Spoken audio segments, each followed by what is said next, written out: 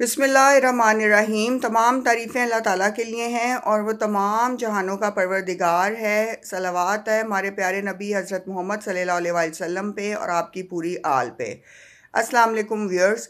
आज की इस वीडियो में हम बात करेंगे कुछ आयात के हवाले से जो कि कुरान हकीम में सूरह गाफिर में हैं और सूरह अल मोमिन में हैं। इन आयात का तर्जुमा मैं आपको आज पेश कर दूंगी और आपको थोड़ी सी समझा दूंगी कि क्या खूबसूरत बातें अल्लाह ताला ने उनमें बयान फरमाई हैं और क्या खूबसूरत हुक्म सादर फरमाए हैं।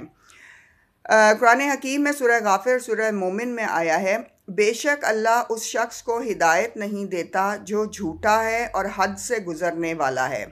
अब आप देखें व्यूअर्स, इस दुनिया में उस शख्स को हिदायत नहीं दी जाती जो कि झूठा हो, जो बात बात पे झूठ बोले, कस्में उठाए और जो अल्लाह की मुकर्रर की गई हदों को क्रॉस करे किसी भी हवाले से। दूसरी एक आयत का तर्जमा है, जिस शख्स को अल्लाह गुमराह रहने दे उसे कोई हिदायत देने वाला नहीं। एक और जगह अल्लाह ताला हुक्म बयान फरमाते हैं कि अल्लाह हद से निकल जाने वाले और शक करने वाले को गुमराह रहने देता है। अब आप देखें कितनी खूबसूरती से अल्लाह ताला ने बयान किया है कि जो शख्स हदों को क्रॉस करेंगे, जो झूठे होंगे, जो शक करने वाले होंगे, वो गुमराही में रहेंगे। एक और आयत का तर्जुमा है, अल्लाह हर मुतकब्बिर और सरकश के दिल पर मोहर लगा देता है। व्यूअर्स, ये जो मुतकब्बिर लोग होते हैं ये दूसरों को हकीर समझते हैं और सारी उम्र अपने इस तकब्बुर में रहते हैं जिसकी वजह से इन्हें नुकसान भी उठाना पड़ता है। और मुतकब्बिर लोगों को अल्लाह ताला पसंद नहीं करते। गरूर तकब्बुर जो है ये सिर्फ़ अल्लाह की ज़ात के लिए है, ये इंसानों को या किसी भी और मखलूक के लिए ये नहीं बना और ना ही ज़ेब देता है। तो इसलिए अल्लाह ताला मुतकब्बिरों के दिल पर मोहर लगा देते हैं कि उन्हें अपनी ज़िंदगी में कुछ समझ नहीं आती। एक और आयत का तर्जुमा है, ये दुनिया की ज़िंदगी चंद रोज़ फ़ायदा उठाने की चीज़ है, असल मकाम आखिरत का घर है। ये मैंने अपनी कई वीडियोस में व्यूअर्स बयान किया है कि ये दुनिया की ज़िंदगी खेल तमाशा है। ये दुनिया की ज़िंदगी बहुत कम मुद्दत है, कलील मुद्दत है, जिसे हम बहुत लंबी समझ रहे होते हैं। और 60 साल के बाद इंसान की जिस्मानी क़ुव्वत भी बहुत लाग़िर हो जाती है, कमज़ोर हो जाती है। तो बिलाखिर हम सब लोग मिट्टी से बने हैं और हमने मिट्टी में ही चले जाना है। तो इस दुनिया की ज़िंदगी पे बहुत नाज और फ़ख्र ना करें। अगर आपके पास बहुत अच्छे अमाल हैं, नेक अमाल इकट्ठे करें जो कि आपके साथ कब्र में भी जाएं और हशर में भी जाएं। एक और आयत का तर्जुमा है कि अंधा और आँख वाला बराबर नहीं, ईमान ना लाने वाला और नेकूकार बराबर नहीं। सुभान अल्लाह। मतलब अल्लाह ताला ने कितनी खूबसूरती से बयान फरमाया है कि तुम अंधे को और आँख वाले को बराबर नहीं कर सकते। यानी जो आँख वाला है वो देख सकता है और अंधा इस दुनिया को नहीं देख सकता। इसी तरह जो शख्स ईमान नहीं लाता वो अंधे के मुतरादिफ है कि वो खूबसूरती देख ही नहीं सकता, वो नूर देख ही नहीं सकता जो कि इस दुनिया में है, जो कि अल्लाह ताला उनके दिलों में पैदा करते हैं। जो लोग राह तरीक़त पे आते हैं, जो लोग ईमान वाले होते हैं और जो लोग नेक लोग होते हैं और अच्छी तरह से दुनिया में ज़िंदगी गुजारते हैं अल्लाह के अहकामात के मुताबिक। फिर एक और आयत का तर्जुमा है, अल्लाह ही है जिसने तुम्हारे लिए रात बनाई कि उसमें आराम करो और दिन बनाया कि उसमें काम करो।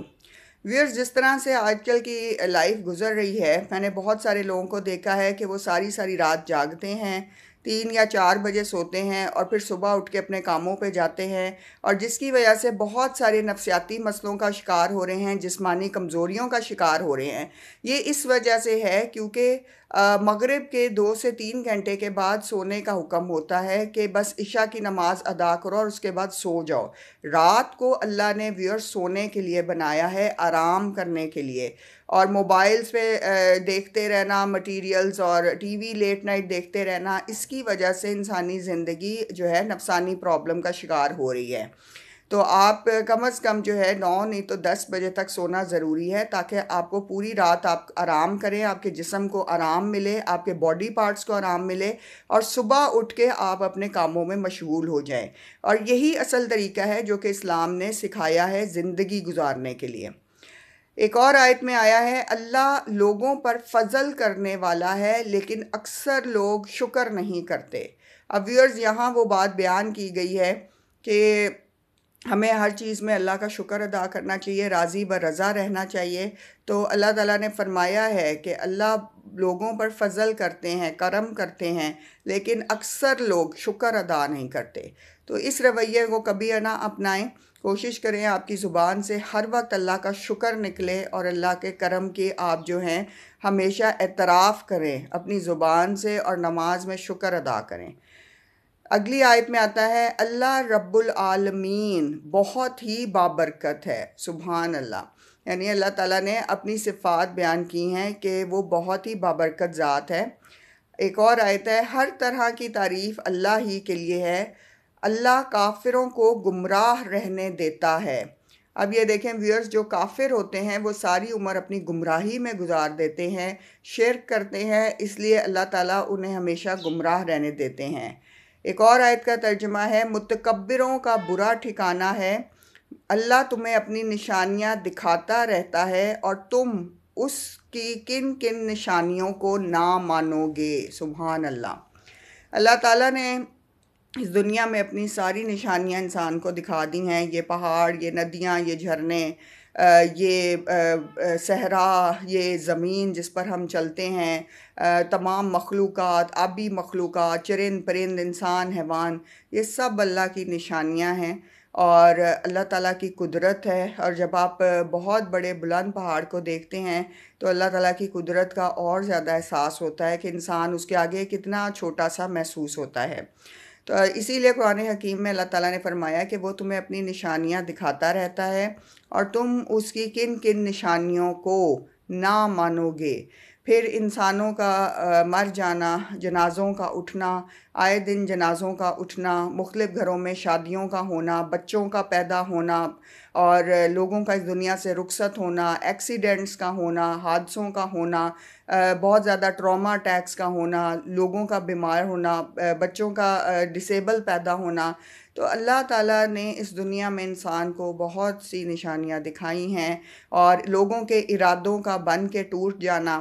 بعض اوقات ہوتا ہے ویئرز کہ آپ نے ساری پلاننگ کر لی ہوتی ہے، ہر لحاظ سے آپ بہترین، تو اگلے دن بارش ہو جاتی ہے، آپ کہیں نہیں جا پاتے، یا آپ نے پوری اپنی پلاننگ کر لی ہوتی ہے لیکن اگلے دن کوئی ایسا حادثہ رونما ہوتا ہے کہ وہ اگلے 1-1.5 ماہ کا پلان آپ کا آگے ہو جاتا ہے، اور کوئی بھی فنکشن ایونٹ نہیں ہو پاتا، یا کوئی امپورٹنٹ میٹنگ رہ جاتی ہے، آپ فلائٹ نہیں لے پاتے۔ یہ ہے کہ مولا علی علیہ السلام نے فرمایا تھا، آپ نے فرمایا کہ میں نے اپنے ارادوں کے ٹوٹنے سے اللہ کو پہچانا۔ تو آپ کا تو ارادہ ہوتا ہے لیکن ہمیشہ ہمیں انشاءاللہ کہنا چاہیے کہ اگر اللہ نے چاہا تو ہم وہاں ضرور پہنچیں گے، اگر اللہ نے چاہا تو یہ میٹنگ ضرور اٹینڈ ہوگی، اگر اللہ نے چاہا تو یہ کامیابی ہوگی اور یہ ایونٹ اور فنکشن بھی ہوگا۔ تو اگر اللہ چاہے تو پھر تو سب کچھ ہو سکتا ہے، لیکن اگر آپ تمام حجت تمام بھی کر دیں اور پھر بھی اگر وہ ایونٹ یا وہ فنکشن مقررہ ڈے پر نہیں ہونا ہے تو پھر وہ آگے جائے گا، اور پھر کوئی نہ کوئی قدرت کی طرف سے عذر آئے گا، قدرت کی طرف سے کوئی وجہ آئے گی کہ اس جگہ پہ وہ ایونٹ یا فنکشن نہیں ہو سکے گا، یا آپ کی کوئی فلائٹ رک جائے گی، یا آپ بیرون ملک نہیں جا سکیں گے، آپ کا ویزا نہیں لگے گا۔ تو یہ ہوتا ہے کہ جن چیزوں کو ہمیں سمجھنے کی ضرورت ہے کہ یہ وہ معاملات ہوتے ہیں جو قدرت کی طرف سے طے ہوتے ہیں، جو آپ کی تقدیر کے مطابق ہو رہے ہوتے ہیں۔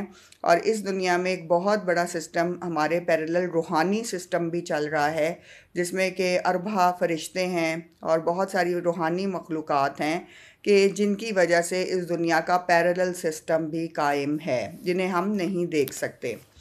ویئر سوچنے کی بات یہ ہے کہ 950 سال حضرت نوح علیہ السلام نے اپنی قوم میں تبلیغ کی اور خدا کے دین کی تبلیغ کی، لیکن صرف 80 لوگ ایمان لائے۔